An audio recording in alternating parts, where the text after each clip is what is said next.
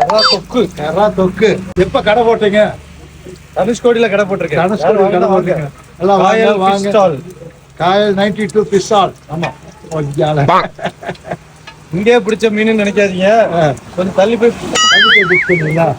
சரி. ஸ்ரீலங்காவுக்கு போய் பிடிச்சிட்டு வந்து. ஸ்ரீலங்கா. வாங்க வாங்க, மீனை பிச்சு நண்டு எறா தொக்கு. ஏன்னா நீங்களே குக் பண்ணி சாப்பிட்டுக்கலாம்.